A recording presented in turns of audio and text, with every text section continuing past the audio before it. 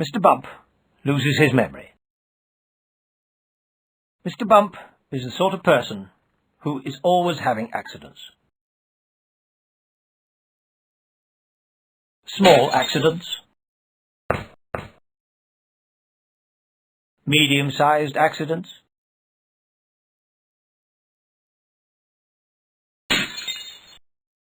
and big accidents. Lots and lots of accidents. One day, Mr. Bump got out of bed.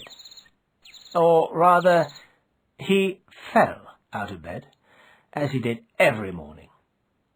He drew back the curtains and opened the window. It was a beautiful day.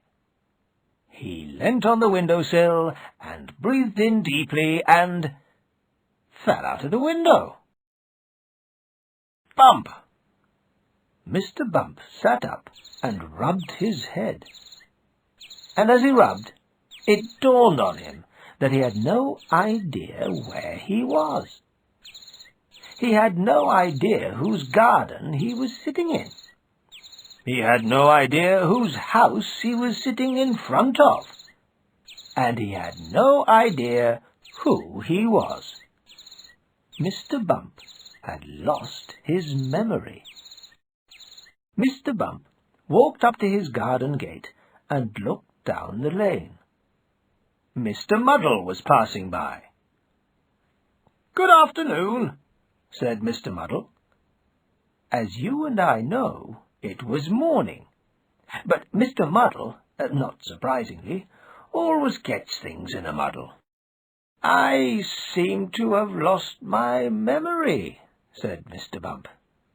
"Do you know what my name is?" "You're Mr. Careful," said Mr. Muddle. "Thank you," said Mr. Bump. Mr. Bump went into town.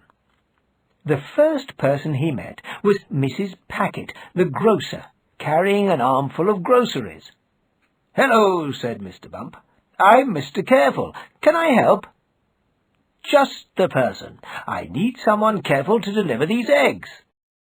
Mr. Bump took the eggs from Mrs. Packet and set off down the high street. And because he was Mr. Bump, he slipped and fell on the eggs, breaking all of them. "You're not all that careful, are you?" said Mrs. Packet. "Sorry," said Mr. Bump. He walked on past the dairy. Mr. Bottle, the manager, came out. "I'm looking for someone to drive the milk float," he said. "What's your name?" "Mr. Careful," replied Mr. Bump. "Perfect," said Mr. Bottle. "I need someone careful to do the milk round." Mr. Bump set off down the road. As he rounded the corner, he hit the curb, and the milk float turned over, smashing all the milk bottles. "Well, that wasn't very carefully done, was it?" said Mr. Bottle. "Sorry," said Mr. Bump. Then he met Mr. Brush, the painter, who was up a ladder, painting. "Hello," said Mr. Bump. "I'm Mr. Careful. Do you need a hand?" "Yes, please," replied Mr. Brush.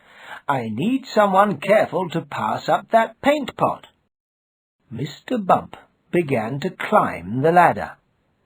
And being Mr. Bump, he fell off, and the pot of paint landed on his head. Mr. Bump went for a walk. "I don't understand it," he said to himself.